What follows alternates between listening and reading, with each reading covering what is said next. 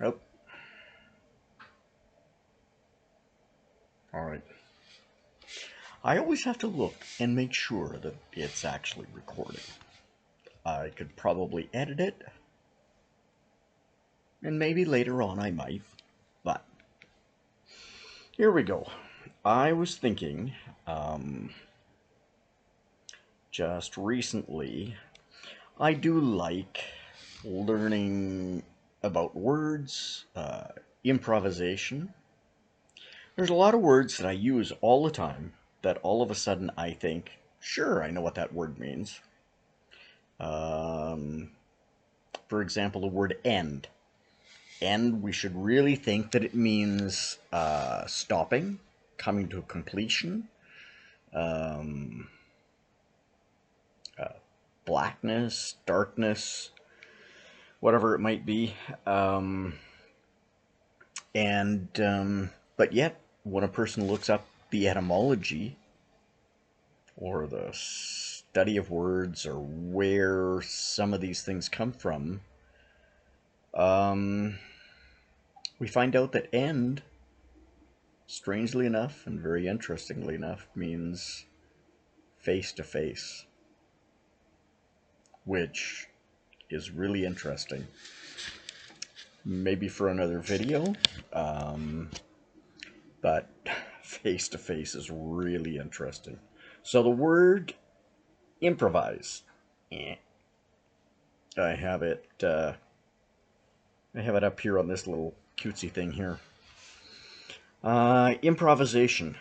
The word improvisation comes from the Latin word, uh, and I may mispronounce some of these words. If I had a chance to practice a lot more, I'd probably do much, much better at it.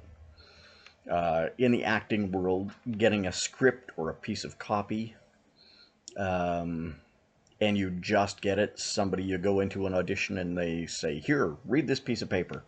And it's like, oh, what? Huh, what? It's called an ice cold read. If they say, here, go out in the lobby for a minute and read this piece of paper, then it's usually called a cold read.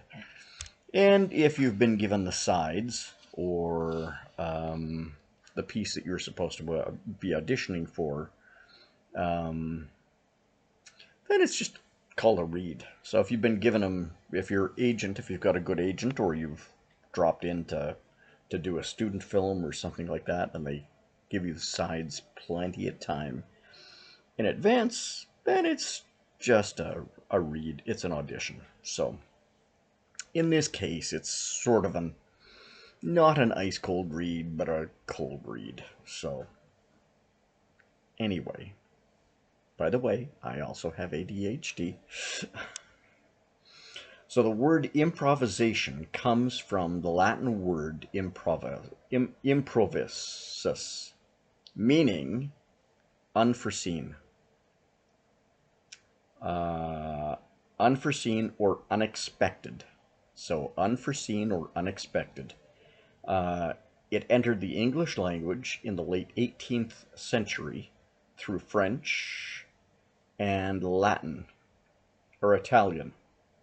Through French and Italian, first appearing in musical context to describe performing without a plan.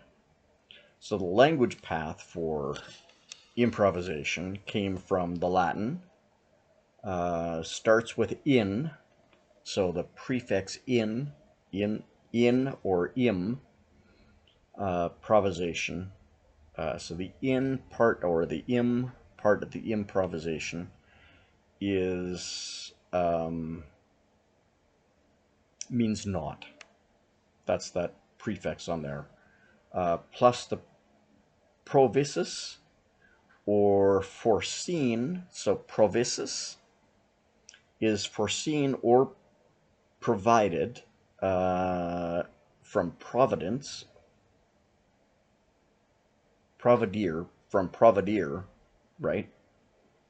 Meaning to foresee, or a seer stone, a seer, well, a seer. Okay, so together, improvises means not seen ahead of time. So in the Italian, shifted to improvisare, meaning to sing or speak on the spot without a script. And from the French, passed into the French as improvisation, and the verb improviser. And then into English, adopted in English in the late 1700s, initially used for impromptu music and poetry before expanding to general spontaneous actions.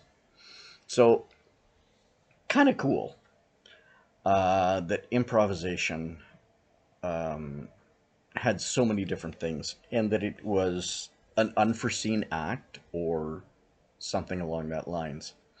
Now, improvisation is not just in, again, I've said it before in one of the other videos. I'd have to find out. I'd have to look back. I'm going to have to do better at titling these things, and maybe I'll have to at some point in time when I finally figure this out better, go back and title them better.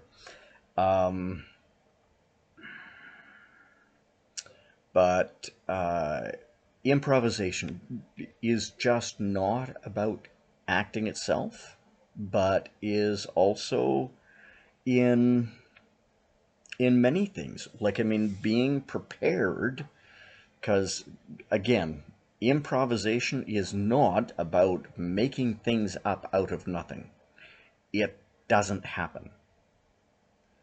There has to be some sort of a background or some sort of a library inside of here or inside of here that we get to choose from. And whether it's a matter of grabbing puzzle pieces quickly off of someplace else and putting them all together so that they make some kind of a sentence or some sort of a scene, whether it's something done individually or whether it's done together as a group, whether it's a dialogue or more than that, you still have to be able to have the parts and the pieces together. An example of this, where it's not necessarily in an acting sense, is that a very prominent heart surgeon, one of the ones that was pioneering heart surgery, and I would have to probably find chapter and verse on this, but he was in the middle of doing a heart surgery on somebody, and he was expecting, based off of the information that he had from what they could do, he figured that he had to repair one particular part of the heart. But when he had opened that heart up, all of a sudden, it wasn't what he was expecting, and it wasn't anything that from what I understand, it wasn't anything that he had previously seen before. And in a situation like that, it's one thing to be able to do mechanical work on a car or something like that that doesn't need to be fixed right away. It's another thing when you're working on a human body and something has to be repaired and fixed, and you come up against something that's wasn't anything that you thought you knew. But I'm pretty sure, based upon the knowledge that that person had, that they were able to take a look at that, and I'm going to say that there's some higher power that helps out with some of that as well, that they were able to realize and understand what they needed to do in order to improvise, if you will, because to that person, that was Dr. Nelson, the heart surgeon, who had looked at that and said, "Oh, I haven't seen that before. But now he had to improvise, and he had to take some of the other knowledge that he had already had with some of the other things that he had done in order to be able to make a successful repair on that heart. Um, and he was able to see it. He was able to have it there. It all came together in the right way. So improvisation is, again, it's a lot of the knowledge that we gain. Um, it's better sometimes if we have had experience, but in the case of that, he didn't have any experience on any of that before. But he was able to, with all of the other experience that he was able to fill in those holes with that improvisation, and it worked good for him. So there we go. It's not just about acting. It's not just about being funny, ha ha ha. Because I'm sure that the people who were the recipient of that person that he worked on were probably quite grateful that there was a certain amount of improvisation that went on in order for that to happen. And I know that there are more circumstances out there where that's happened. If you yourself have figured out or seen something in your own life that you have improvised on the spot, it feels like, because it was something that you were totally unexpecting, but somehow the knowledge you have and the other things all came together properly so that you could have a fix.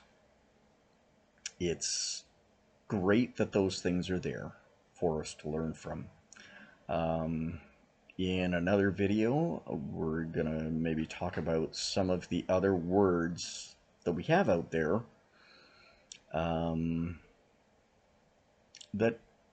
that work really good too. All right. So, again, apparently, liking a video with the little likey thingy and commenting and quite possibly sharing if this seems to work good for somebody else. The other aspect of improvisation is pretty much like everything else out there.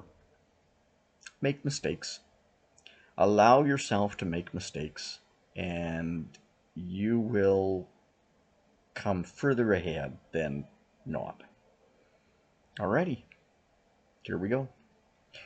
We'll talk to you later. So, like, subscribe, share if this works good for somebody else. See you again.